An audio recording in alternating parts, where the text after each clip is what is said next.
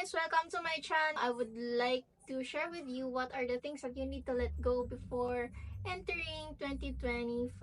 Clutter things on your physical environment. Whether hindi mo na ginagamit or expired na, sira na, yung mga skincare na expired na, makeups mo na expired na, mga hygiene, groceries mo na expired. Then, yung mga gamit mong sira na, tapo mo na. Mga file, physical documents na hindi na ginagamit or hindi na importante, you should sa laptop, sa phone, tablet mo, iPad, whatsoever. Delete mo na yung mga photos, videos na hindi naman importante. Delete mo yung applications na hindi naman talaga helpful sa'yo or di mo ginagamit everyday to save space. Aside from things that you need to declutter, you need to move people from your life.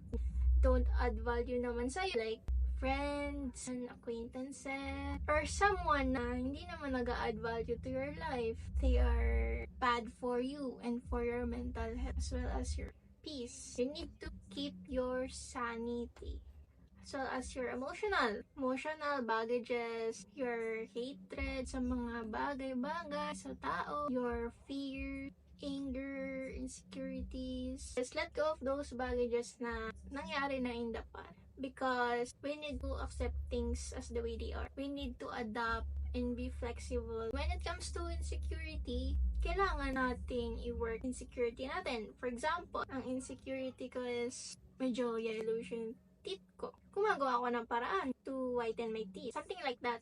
And there are things naman we can make solutions letting go yung mga things na hindi naman na talaga kailangan.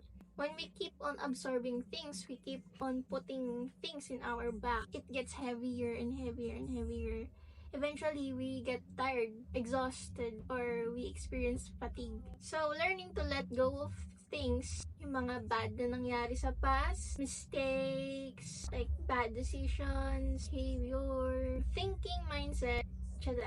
You need to let go of that to start a new journey in 2025. Let go of the negative emotions that we have inside our body kasi hindi rin siya maganda for our health. Kasi prolonged stress, prolonged ill feelings can lead to complications. Based on my observation, have psychological, we need to let go our worries, our problems, doubts, and yung pag-overthink. You need to let go of your worries because worrying over and over again make you tired. I have a tip. Before you go to sleep or if di mo talaga kaya yung problema mo or something na natutulero ka na or whatsoever, you need to write it down. Kidlin's Law. You need to write it down. No filter. Walang kahit ano, it's raw. Huwag kang magko-correction tape. Huwag kang mag-erase or whatsoever. Basta, dire-diretso lang lahat ng maisip mo, lahat ng problema mo, ganito, ganyan. For your worries, fears, and other things na iniisip mo, just write it down. Eventually, yung iniisip mo ay nababawasan yung iniisip mo. Kasi nga, sinusulat mo. Overthink ka ng overthink. Overthink dito, overthink doon, overthink dyan. Solution is, you write it down also. This is what I call brain dump. Lahat ng iniisip ko, lahat ng biglaang pumapasok sa isip ko, sinusulat ko or tinatype ko sa Notion. Then, after that, diba, overthinking ka, nag-brain dump ka. After mo mag-brain dump, i-organize mo. Ikaw bahala kung anong system gagamitin mo. Replace things, people, mindset, behaviors, and habits. Pag sira na or luma na, sabihin natin it's old enough to function, then replace it. Like your old phone na malapit na masira. Things that you use every day na tapos na yung lifespan, replace it. Replace people according to your goals. Like, for example, if your goal is to become rich, then make connections or make friends with people who have businesses, entrepreneurial mindset, madiskarte, so that you can learn to them. If ang mindset mo is hanggang ganito na lang ako, wala na akong pag-asa ganito, ganyan. No, that's wrong. Every day, we can reorganize our thoughts and change our mindset. Every day is a new day. Every day is a reset. If you want to be better for yourself, for your family, and for everyone, then you need to start within yourself. not just your emotion, but first your mindset. Everything starts from your mindset. After your mindset, everything flows. Lahat ng gusto mo, mangyayari yan when you have mindset. So as with discipline and consistency, para ma-accomplish mo yung gusto mong gawin, you need that mindset, discipline, and consistency. Yun nga, being consistent and having discipline also in new good behaviors and habits. Kasi mag-go back lang tayo ulit sa old habits natin if we don't have consistency and discipline. You need to prioritize what you consume on social media. What we consume every day on social media is what we think about every day. Absorb kasi natin yung mga bad happening sa social media, how toxic yung mga nakikita nating posts and videos, comments sa social media. Na-adapt kasi natin yun sa everyday life natin. It gives us feeling of parang ganon.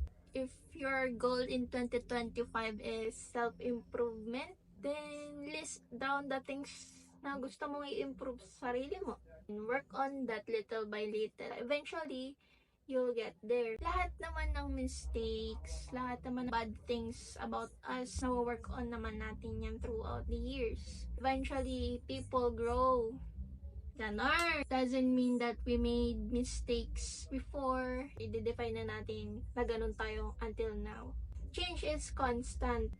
May mga bagay tayo na ginagawa noon na hindi na natin ginagawa ngayon. Kasi we learn and we grow. Since mag-2025 na, it's another year to make difference for yourself and for your family and the people around you.